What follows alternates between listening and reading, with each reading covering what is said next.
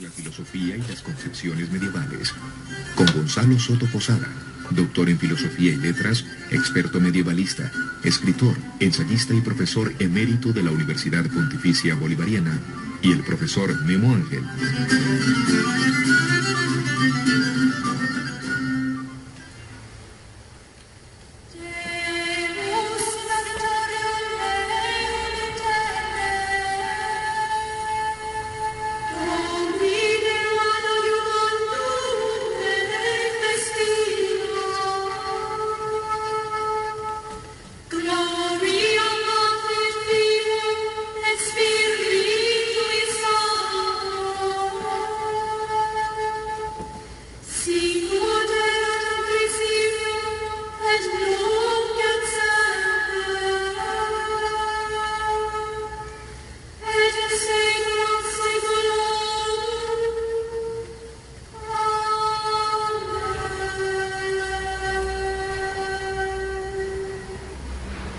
Pues este es el programa En Diálogo con los Medievales, producido por el doctor Gonzalo Soto y por José Guillermo Ángel. Doctor Soto, en estos días murió Ingmar Bergman. Ingmar Bergman, además pues que revoluciona el cine, es uno de los hombres que más contenido le da a los guiones. Va a ser muy conocido por una película que se llama El Séptimo Sello. El Séptimo Sello realmente es una película medieval, o da razón del medioevo, y da razón de uno de los problemas graves que es la duración de la vida. ¿Cuánto dura la vida? Entonces, en esa jugada de ajedrez que se presenta en la película entre la muerte y el caballero, se plantea que prácticamente el día de la muerte es un día al azar. Depende de la jugada que me haga la muerte. Entonces yo pasaré mi vida defendiéndome de la muerte hasta que la muerte me hace alguna jugada en jaque mate y yo desaparezco. Entonces eso me hacía pensar, doctor Soto, en un lindo programa, y es hablar de esa simbología de la muerte en el medioevo. ¿Qué significa todo eso? Porque hoy en día nosotros casi que la estamos burlando porque creemos que con pastillas, inyecciones nos liberamos, pero realmente hay un sentido real de la muerte. Yo creo que está muy bien especificado la Edad Media. Entonces ya usted nos dirá. A ver, independiente del Séptimo Sello, recuerden que Bergman tiene películas en donde el problema, llamémoslo así, hombre Dios, fue muy reflexionado, al lado de ese otro que siempre lo preocupó, la sexualidad como experiencia límite. En ese contexto, películas como Persona o como A través de un espejo, Alexander y Alexandra. Exacto, también la recreación e interpretación que él hace del mito de la caída original, Fresas salvajes, etcétera, etcétera. Creo que Bergman, al fin y al cabo sueco, y dentro de Suecia, por lo menos a mi manera de ver, toda esa influencia tan radical del protestantismo y de ese protestantismo contra el cual, dijéramos de alguna manera, él siempre quiso, entre comillas, zafarse, o por lo menos ponerlo en paréntesis, pues le proporcionaron también temáticas para estos líos sobre hombre, mundo, Dios, la sexualidad y en concreto la muerte. Que en esa película que anotaste, El Séptimo Sello, pues una de las escenas más celebradas en la cinematografía de todos los tiempos es ese juego de ajedrez entre el caballero y la muerte, y de alguna manera viene pues obviamente la metáfora del juego de ajedrez, viene de alguna manera el problema del azar, el problema de la casualidad, que de alguna manera también están atados al problema de la causalidad, al problema de la teleología, y si la historia en una u otra forma tiene, si se puede decir así, una teleología, o simple y llanamente ante esa experiencia radical de la muerte todo es azaroso en el sentido de casual, y por lo mismo al jugar uno y entre comillas evitar entrar en contacto con la muerte, pues necesariamente la muerte aparece. Yo siempre pienso en ese cuento de las 1001 noches que el protagonista, por de alguna manera escapar a la muerte, viene a Bagdad y sale para Samarcanda, y entonces la muerte llega a Bagdad y él, no recuerdo si era el emir o qué, le dice: ¿y tú por qué estás aquí? Porque parto para Samarcanda. Claro. Y entonces volvemos, dijéramos, como a lo mismo del el séptimo sello. A ver, doctor Soto, abriendo un pequeño paréntesis, me acordé de Leibniz, que al hablar de la mónada y de los seres perfectos que salen de la mónada, también decía que Dios había creado el mundo como en un juego de ajedrez. Sí. El problema es que, claro, como en el juego de ajedrez uno puede entrar con las reglas y a través de las reglas puede fijarle causalidades a la jugada y puede de alguna manera prevenir, y si se puede decir así, legalizar lo que va a venir. Sin embargo, el ajedrez, a pesar de que se juegue con todas estas reglas, sin embargo, tiene también esas jugadas fortuitas, tiene también esas jugadas casuales. Entonces esa metáfora del caballero y la muerte jugando combina la causalidad con la casualidad, combinan, dijéramos, la causa eficiente con lo otro que se le sale a la causa eficiente, combina el principio de razón suficiente, para decirlo en términos de Leibniz, con el principio de sin razón es suficiente, o para decirlo con Aristóteles, combina el principio del tercer excluido con el principio del tercer incluido.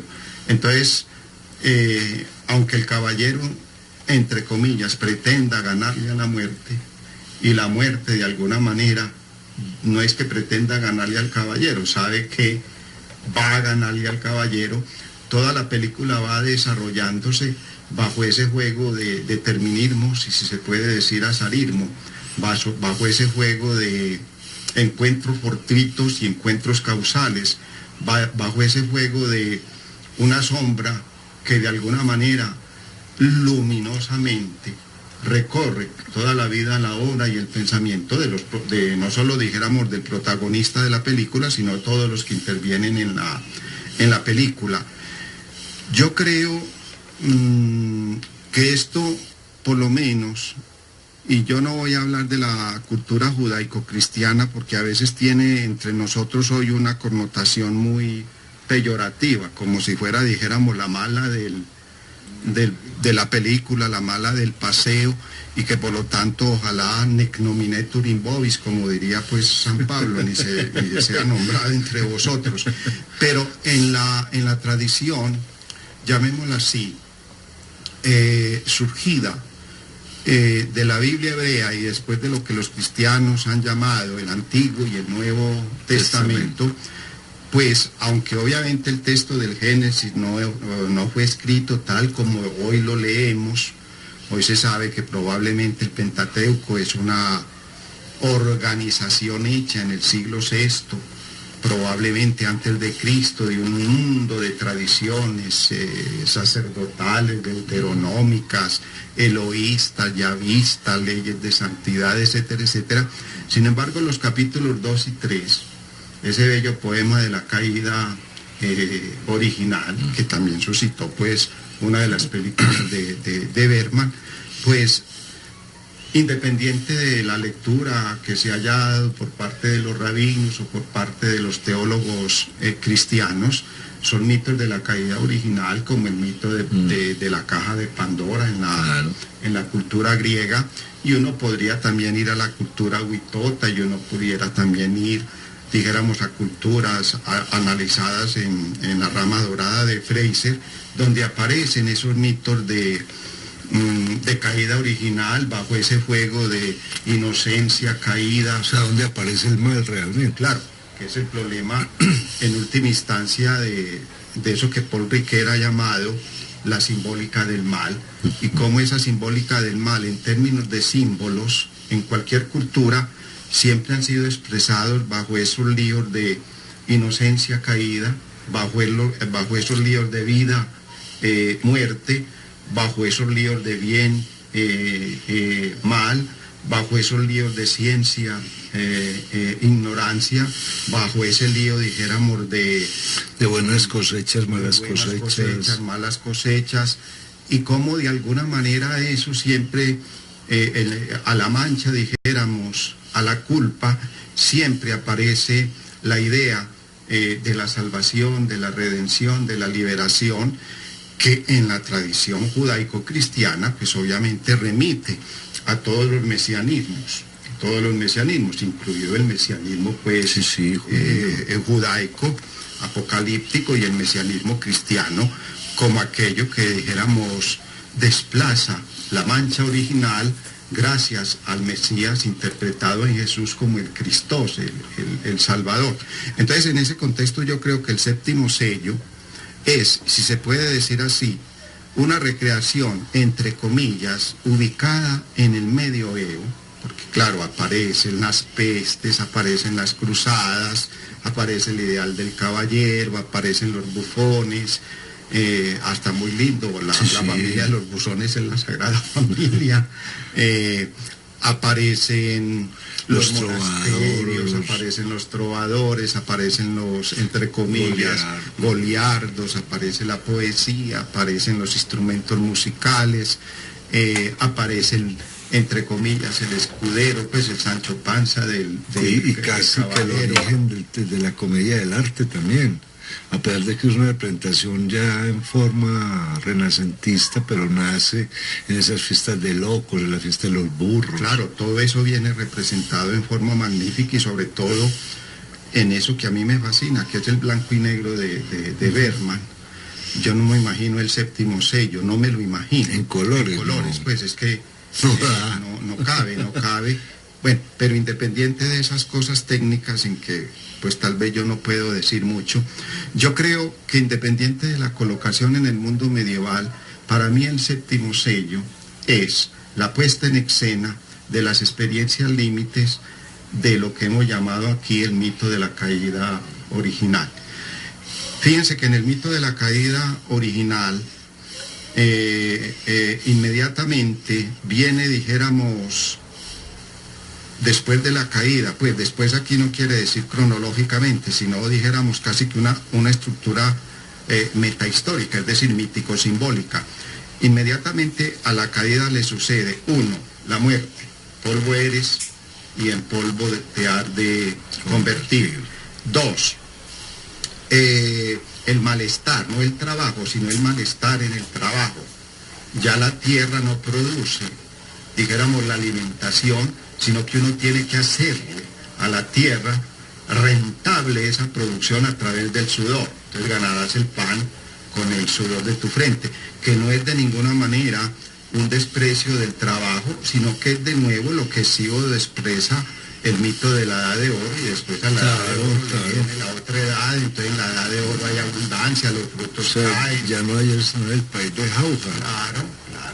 Entonces en ese contexto, al lado de polvo eres y en polvo te has de convertir, viene, dijéramos, la edad de oro viene sustituida por una edad de hierro, en donde hay que trabajar. Y para trabajar, obviamente, implica que se perdió la abundancia, que todo se volvió, pues, desierto, cardos, etcétera, etcétera. Entonces esa edad de hierro también implica peleas por la tierra. Entonces aparece, claro, después viene el mito de Abel y Caín, después viene el enfrentamiento entre las tribus, y después viene el enfrentamiento de todos contra todos con el mito de la torre de Babel. Entonces en ese contexto, la caída original suscita la muerte, suscita la edad de hierro, suscita el enfrentamiento, dijéramos, fratricida, suscita el enfrentamiento tribal, y después suscita el enfrentamiento entre todas las culturas.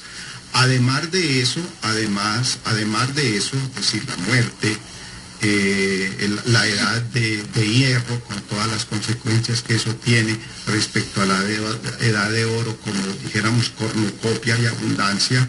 Fijémonos que aparece lo otro tan complicado, qué hacer con la sexualidad, cómo manejar la sexualidad. Entonces también la experiencia límite de la sexualidad, y al lado de la sexualidad, de la muerte, de la edad de hierro, viene lo otro, la enfermedad, el dolor. Conclusión, el séptimo sello recreando, en términos, dijéramos, históricos, una estructura simbólica metahistórica, estoy hablando lenguaje puramente riqueriano, los símbolos, en tanto mitos, más que, dijéramos, momentos históricos de una cultura, son estructuras simbólicas de la humanidad, como lo había también Levi Strauss trabajado. El mito es una estructura, y Jung, incluso en cierta manera, la rama dorada, independiente de la teleología, pues de que había que salir del mito para que llegara ya la ciencia y, dijéramos, esos pueblos, entre comillas, primitivos, surgieran de esa ignorancia mítica, pues hemos visto que todos los mitos siempre apuntan a esos mitos de caída bajo esa cuádruple raíz: la muerte, la enfermedad, la sexualidad, y bueno, llamémoslo así el trabajo, pero el trabajo en el sentido de la edad de hierro, por todo lo que eso suscita. Ahora, es conveniente de pronto, doctor Soto, notar que cuando está hablando de la sexualidad estamos hablando de Eros y el Thanatos. Claro. O sea, es un enfrentamiento entre dos fuerzas que se anulan. Incluso Paul Ricoeur, pues estamos haciendo varias intertextualidades, pero bueno, ese es el diálogo. Paul Ricoeur, una vez que había escrito lo que él llamó un poco esa fenomenología de la voluntad, en lo voluntario y lo involuntario, y después en finitud y culpabilidad, en donde en una u otra forma dice que para analizar, si se puede decir así, la estructura del mal, uno no puede prescindir de los mitos y los símbolos, y eso lo lleva a estudiar esto que hemos llamado aquí los mitos de la caída, entre ellos pues el mito judaico cristiano. Paul Ricoeur después entra a estudiar la culpa y la caída desde ese ensayo dedicado a Freud, en donde, dijéramos, la culpabilidad es sometida, no dijéramos a un análisis mítico en términos de estructura simbólica, sino un análisis científico en términos de psicoanálisis, y la culpa se transforma en complejo de Edipo, por decir alguna cosa. Paul Ricoeur dándose, dijéramos, cuenta de cómo incluso transformada la culpa en complejo de Edipo y castración y todo lo habido y por haber, sin embargo, hay como un remanente, un residuo metahistórico de esas cuatro experiencias límites de todos los mitos de caída. No hay cultura, incluso odierna, que no medite sobre el dolor, que no medite sobre la muerte, que no medite sobre la sexualidad, y que no medite sobre lo que hemos llamado la edad de hierro, pues, es decir, el problema hoy de las éticas ecológicas es que obviamente se nos está acabando el planeta. Entonces, en ese contexto son estructuras metahistóricas, son símbolos no meramente culturales, sino símbolos, llamémoslos así, humanos.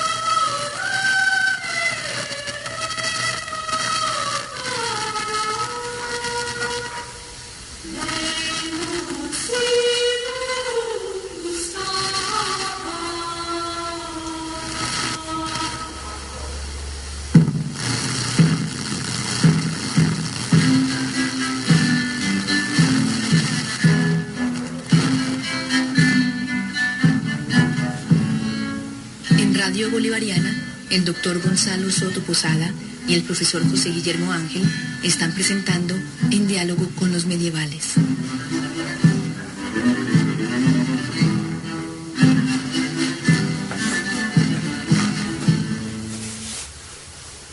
Doctor Soto, ya que estamos hablando de símbolos, qué bueno sería que dedicáramos un trocito de este programa a los símbolos del ajedrez. A ver, el ajedrez como lo conocemos hoy, no en manos de coleccionistas que tienen figuras de la India, figuras rusas, sino el tradicional. El tradicional trae una torre, trae un caballo que representaría al caballero, trae un alfil que sería el obispo, trae un rey y una reina, y después se repite la misma figura, así después unos obreros que estarían representando campesinos, comerciantes, etcétera, etcétera. ¿Cómo se ve esa simbología de la Edad Media? ¿Qué papel cumple cada uno realmente? A ver, independiente de meternos, entre comillas, en los orígenes históricos y cómo penetra el juego del ajedrez sí. en las culturas ya orientales, ya occidentales, el juego del ajedrez, pues, es que incluso termina con el jaque mate, que es la muerte, ¿no? Sí, claro. Es decir, es prácticamente, pues, casi que uno tiene que decir con el refrán popular: para todas las cosas hay remedio menos para la muerte. El juego del ajedrez termina con el jaque mate. Y todavía en italiano y en francés, no recuerdo las expresiones, se puede traducir el jaque mate como ajedrez en el sentido de me mataron, es decir, estoy en el tarro, pues, para decirlo de alguna manera. Qué embrollo. Entonces, en ese contexto, el juego del ajedrez, además dijéramos del jaque mate, además dijéramos de ese juego, necesariamente tiene también un simbolismo muy atado, y ahí entro en diálogo con Dimézil. Dimézil, muy apreciado por Foucault. Georges Dimézil quizás ha sido el que nos ha proporcionado los mejores estudios sobre los mitos indoeuropeos. Y Georges Dimézil, independiente de que se comparta o no la tesis, dice que todas las sociedades indoeuropeas han sido estructuradas en 3 órdenes, que es lo que en el mundo medieval va a ser llamado oratores, los que oran; delatores, los que cuidan, es decir, en términos medievales serían los caballeros, la guerra; y laboratores, es decir, los trabajan.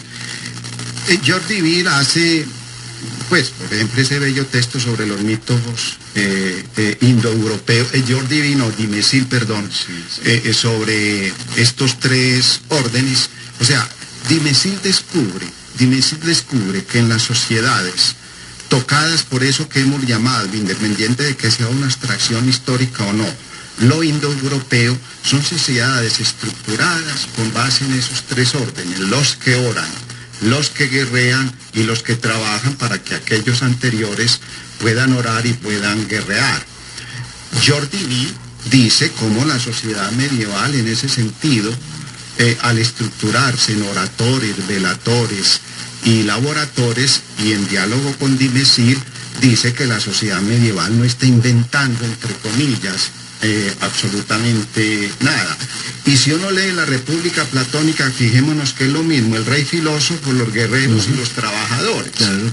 En donde el rey filósofo hace el papel de los oratores, los guerreros hacen el papel de los delatores, y los trabajadores hacen el papel de los laboratores. Incluso en una estructura, entre comillas, abstracta, como la de la República de Platón, parece que no es tan ideal. Es decir, simple y llanamente, Platón está en una réplica, claro, en una metahistoria histórica que es la tradición indoeuropea. Vaya uno a la India, tenemos, dijéramos, las castas; vaya uno a la sociedad griega y pensemos en la república, entre comillas, ideal de Platón. Vaya uno a Roma, tiene los sacerdotes, tiene los guerreros y tiene los laboradores. Vaya uno a la Edad Media e incluso Jordi en esas analogías que, como hemos dicho, no son identidades históricas, dice que nuestra sociedad contemporánea también está estructurada en esos tres órdenes.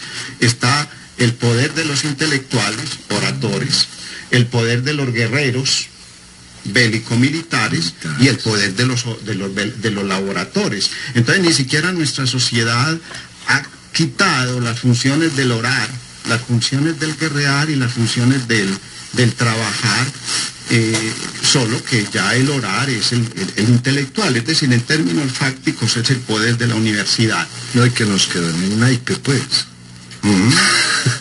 Nos quedó hasta en el naipe como punto de referencia, pues, no solo lúdico, sino entre comillas indoeuropeo. Entonces, en esa perspectiva, me parece a mí que el simbolismo del ajedrez, simple y llanamente, es la expresión lúdica de una poética histórico-simbólica, que son las organizaciones indoeuropeas para efectos de organizar la vida social en quienes oran, en quienes trabajan y en quienes defienden.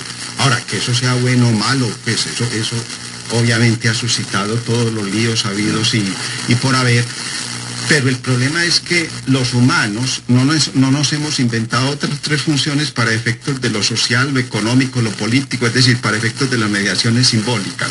Hay quienes oran, hay quienes defienden y hay quienes trabajan. Doctor Soto, sobre la muerte hay como dos expresiones en la Edad Media. Hay uno que la admite, porque sabe que la peste lo va a matar, comamos y bebamos que mañana moriremos. Pero hay otro que la teme. ¿Cuál es más fuerte? ¿Los que temen morir o los que admiten morir de acuerdo a...? Pensemos en el séptimo sello. En el séptimo sello uno encuentra, dijéramos, como cotidianidad ante la muerte, en términos de vivencia, yo encontraría, pues en términos muy generales, las siguientes categorías. Uno, los que de alguna manera, frente a la peste, y entendida la peste no solo en la materialidad de la peste que está circulando por Europa, sino la peste en el sentido del dolor, la enfermedad, 4 caballos del Apocalipsis. Eso, todo eso. Entonces, quienes frente a la cotidianidad de la peste, admiten la muerte como una condición de posibilidad para efectos de enfrentar la peste y para efectos de enfrentar la vida.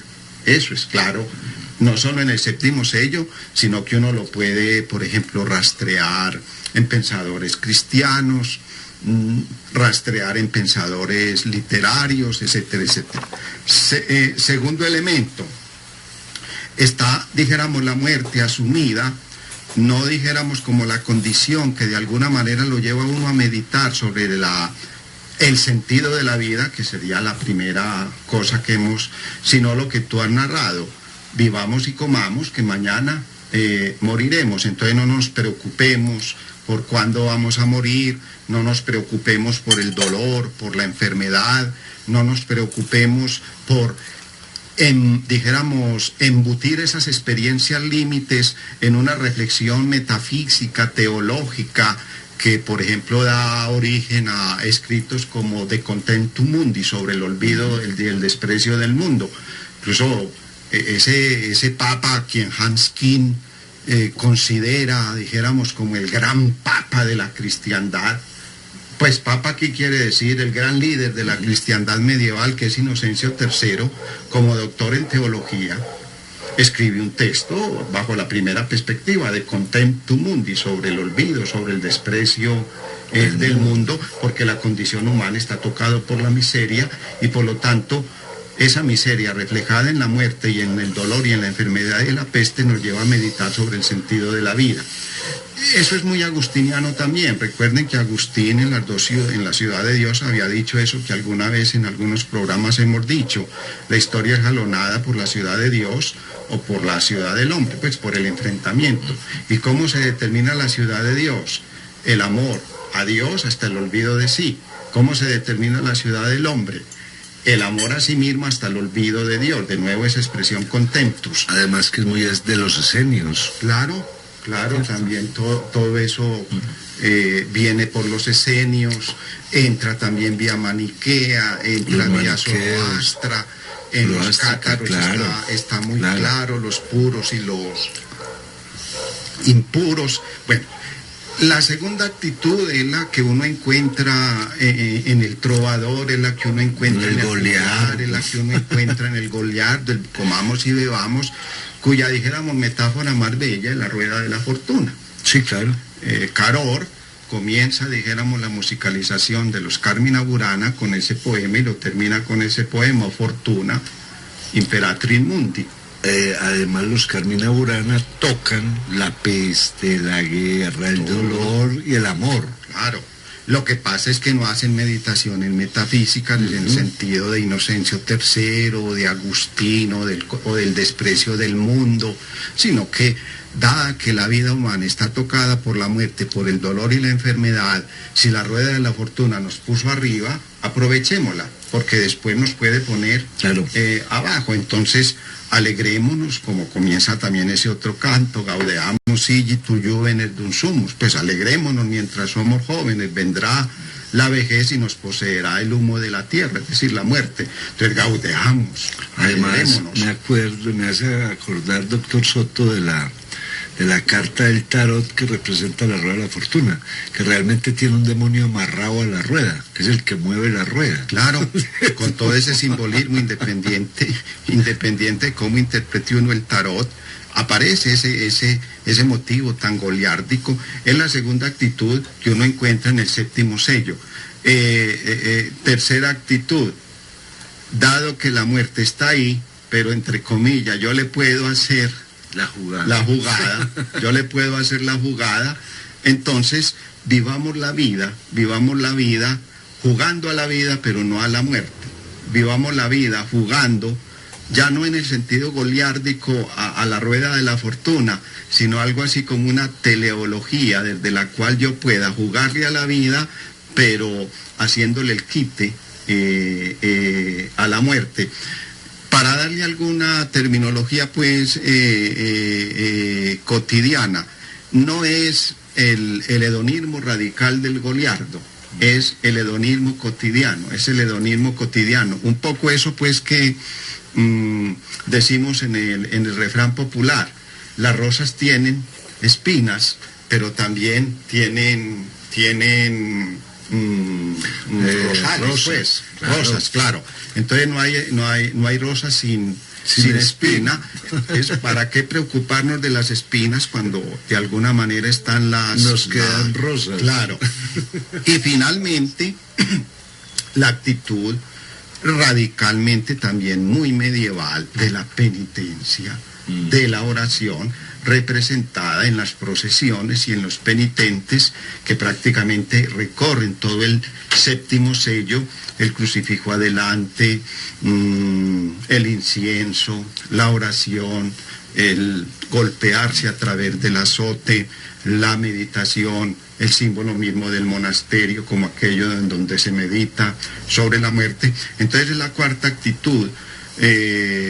Incluso muchos cristianos medievales leyeron a Séneca desde eso. La filosofía es una meditatio mortis.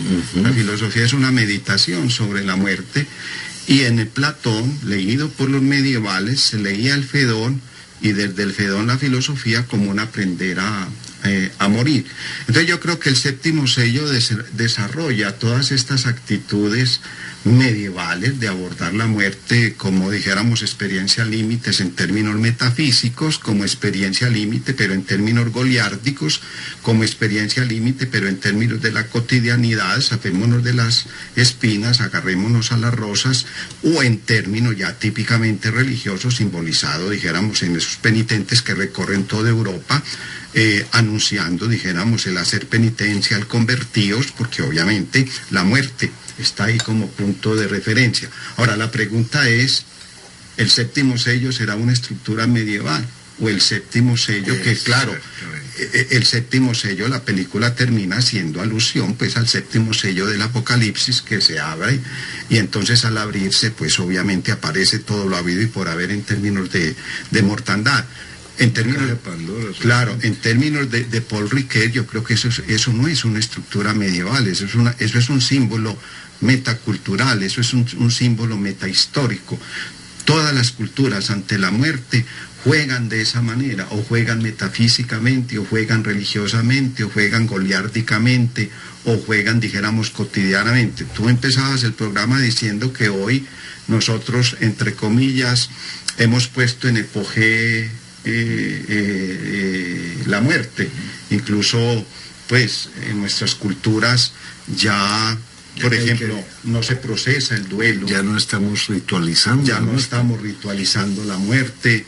Ya, entre comillas, el velorio como punto de referencia ha sido casi que... Sí, eso hace parte de otros negocios. De otros negocios.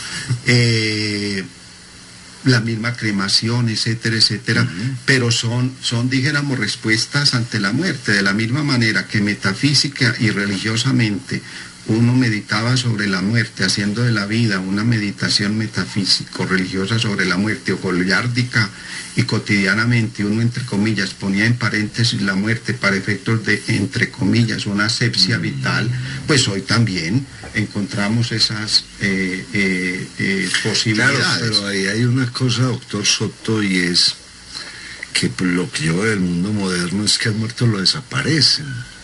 O sea, totalmente. O sea, casi que lo están llamando a uno para decir, mire, usted llora de tal hora a tal hora, porque después tiene que llegar otra vez llorando. Sí. ¿Cierto? Entonces, a partir, y ahí es donde de pronto la Edad Media es rica, porque la Edad Media, que está cercana a la muerte por cualquier cosa, una guerra, una gripa, lobos hambrientos, por cualquier cosa, al menos le dan una trascendencia al hecho de morir. Sí, la Edad Media convivió con la muerte, la Edad Media meditó la muerte, la Edad Media vivió la muerte, la Edad Media no escondió la muerte. Los goliardos no esconden la muerte. Los goliardos, frente a la muerte, dijéramos, ofrecen una alternativa desde la rueda de la fortuna. Nunca la Edad Media puso en paréntesis la muerte, nunca la Edad Media hizo una epogeo, una puesta en paréntesis de la muerte, nunca la Edad Media hizo una asepsia de la muerte, sí, nunca la Edad Media neutralizó la muerte. Colgaban a los criminales, y ahí se podría. Pues además del sentido, entre comillas, ejemplarizante de la colgada de los criminales, era también otro signo concreto y específico para no entrar en esa neutralidad aséptica en torno a la muerte. Los cementerios pululaban en el mundo medieval, eso también era un punto de referencia. Además, con muchas historias con relación al muerto, que es lo que hace Philippe Arles cuando empieza a narrar la muerte de un cementerio. Resulta que ahí se encuentra toda la cultura, porque está en las lápidas, en la forma como disponían los muertos.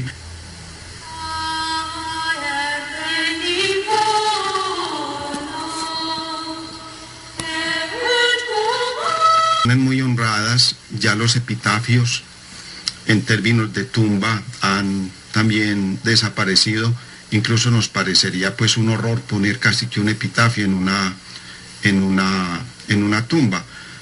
En el mundo medieval, toda tumba venía acompañada de un epitafio. Yo fui lo que tú eres, tú serás lo que yo soy. Por ejemplo, que todavía en muchos cementerios de tono cristiano en el mundo de hoy.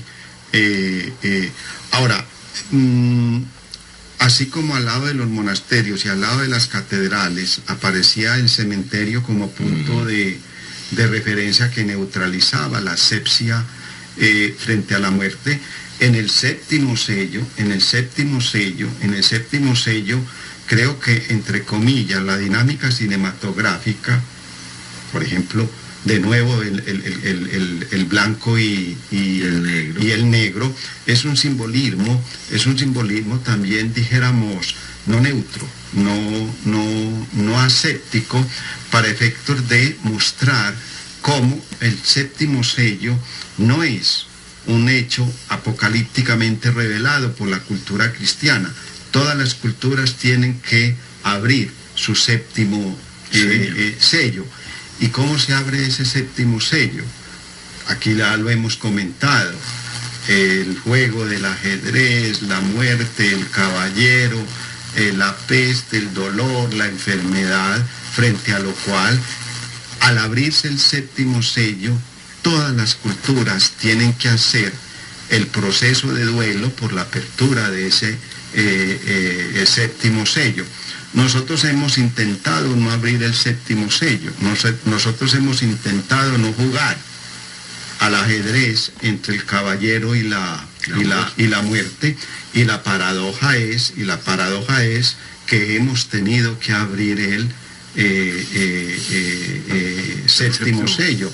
No circulan las pestes, el SIDA, no circulan las guerras, ya no hay pues ese paraíso de las democracias liberales sin guerras, eso ha caído de por medio. Circula la locura, circula la experiencia del Eros y del Tánatos, el malestar en la cultura de Freud. Para mí sigue siendo un texto que, si lo podríamos, dijéramos, leer a la luz del séptimo sello, muestra cómo toda la cultura juega con tensiones eróticas y con tensiones... Y la fisura del yo, pues. Las fisuras del yo. Bueno, tantas experiencias que nosotros, dijéramos, hemos multiplicado, a pesar de que hemos intentado no abrir el séptimo sello, vía la ciencia, vía la tecnología, vía la asepsia, vía la neutralidad, vía la clonación, vía esto, vía aquello. Estamos abriendo el séptimo sello, eso se cuela, eso, dijéramos, de alguna manera, que es una condición humana. Que además sería la experiencia límite del miedo. Fuera de eso, no hemos abandonado el miedo, no hemos abandonado el terror, incluso hemos creado una categoría radical, el terrorismo, el terror al terror. No, y un enemigo medieval. Y es un enemigo, entre comillas, medieval. Esa es la lógica de nosotros. Y claro, las cruzadas contra el eje del mal, claro, etcétera, etcétera. De modo que en ese contexto no hay cultura que no haya abierto el séptimo sello, por lo menos mientras la historia la sigamos protagonizando los hombres, porque, como decíamos en algún programa sobre Los Ángeles, obviamente en Los Ángeles, por lo menos los que no cayeron, porque ahí también tuvieron mito de la caída original con el Lucifer vuelto pues Satán, del que hablamos alguna vez, pero Lucifer no pierde, dijéramos, su condición angelical. Él no pasa de la inmortalidad a la mortalidad. El problema del mito y de la caída original es que pasamos del estado de inocencia en términos de edad de oro al estado, dijéramos, de fragilidad y labilidad en términos radicales. Entonces, mientras la historia la sigamos protagonizando los hombres, la finitud humana como condición inherente a la naturaleza humana siempre experimentará labilidad, fragilidad, y obviamente modos de abordar esa fragilidad y esa labilidad, el juego, por ejemplo, el orgullar, claro, etcétera, la oración. A ver, una última pregunta por hoy. para que cerremos el programa. Me ha parecido que la imaginería medieval tiene una imagen muy, muy interesante, y es la de las procesiones, ¿Ya? ¿cierto? Que no es una imagen aislada, sino un montón de personas juntas que siguen un camino. Y estas imágenes de las procesiones pues siempre ha sido como un símbolo claro de unión contra algo que daña a la comunidad, ¿cierto? Contra las sequías, contra la muerte, contra el enemigo, etcétera, etcétera. Se podría entender que es la Edad Media la que crea la comunidad de los justos. Ahora, yo no diría crea, sino que de alguna manera el mundo medieval pone el problema de esas experiencias límites, la muerte, el dolor, la enfermedad, la sexualidad, la edad de hierro, en términos, dijéramos, de lo que tú acabas pues, de llamar la comunidad de los justos. Eso, quien de alguna manera reflexiona eso es la Ciudad de Dios de San Agustín, y no lo vamos a volver a repetir. Ahora, lo cierto del caso es que desde la Ciudad de Dios se entiende la existencia humana como una peregrinación. Entonces una procesión en el mundo medieval era simple y llanamente la realización teatral de una concepción agustiniana. La vida como peregrinación tiene la procesión como símbolo teatralmente dramatizado, para decirlo en términos pues riquerianos, la poética de la procesión es la narración vital de la vida como peregrinación. Es eso. Entonces, el mundo medieval crea procesiones para todo tipo, dijéramos, de festividad, o para todo tipo de terrores. Hay procesiones para enfrentar la peste, hay procesiones para enfrentar las sequías, hay procesiones para enfrentar el éxito, o entre comillas, dijéramos, exorcizar el fracaso en la cruzada. Hay procesiones en la liturgia. Los benedictinos de Cluny fueron los que en una u otra forma arquitectónicamente nos distribuyeron las iglesias en naves.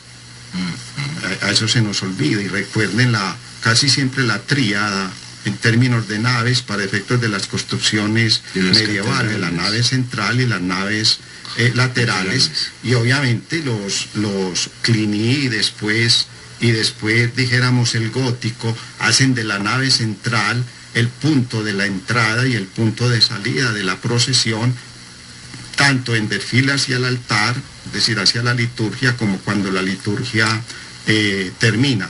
Y en el séptimo sello, además de las procesiones de los flagelantes, dijéramos, hay otros símbolos que remiten a ese sentido del peregrinaje y a ese sentido, dijéramos, de la vida como procesión y peregrinación. El mismo juego del ajedrez viene pensado como un peregrinaje. El mismo, dijéramos, la misma dinámica del caballero y del escudero viene pensada como un peregrinaje en términos, dijéramos, a la salvación vía la cruzada. El mismo blanco y negro. El mismo blanco y negro viene pensado como realización, dijéramos, formalmente cinematográfica, como dijéramos peregrinaje, y la apertura del séptimo sello es un peregrinaje, es decir, se abre el séptimo sello no al comienzo ni al fin, sino que el séptimo sello se está peregrinando desde el inicio hasta el fin, y en ese contexto el símbolo de la procesión simple y llanamente es la puesta dramática, es decir, es el tiempo y la narración de una concepción que Agustín había desarrollado para la historia como peregrinación desde la creación, pasando por la encarnación hasta el juicio final. Y que se podría de pronto leer también como la muerte una peregrinación hasta la resurrección, porque todos creen en que van a resucitar.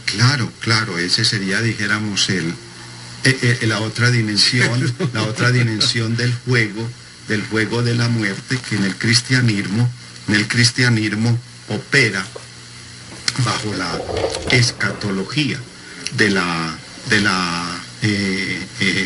resurrección. Vea, independiente de los escritos neotestamentarios, y ahí creo que tú, Memo, nos puedes, recuerden esa metáfora del capítulo 37 de Ezequiel, la de los huesos secos que revivirán. El profeta es transportado, dice el texto, a una manga, bueno, perdonen la traducción, es un valle. Después ustedes hablarán del valle de Josafat, sí, como claro, lugar de la el juicio final, de la batalla final de Armagedón. Claro. Entonces, ese capítulo 37 de Ezequiel está en el siglo VI, antes de Cristo. ¿Qué está sucediendo en Grecia? Órficos y pitagóricos están pensando la inmortalidad, sí, están claro, pensando la vida como ascesis, están pensando la reencarnación, están pensando todo eso que en una u otra forma es qué sucede después de la muerte. Pues Ezequiel, estamos en el exilio, es un poeta del exilio, independiente que el texto haya sido escrito, claro, en Babilonia o después del regreso. Entonces viene esa metáfora de los huesos secos que resucitan, que ahí sí cabe decir que se encarnan. Que eso, incluso la metáfora es esa, toman piel, toman músculo, van creciendo, y siempre bajo esa fórmula que se llama la fórmula del oráculo, es palabra de Yahvé, es oráculo de Yahvé, así me lo dijo Yahvé.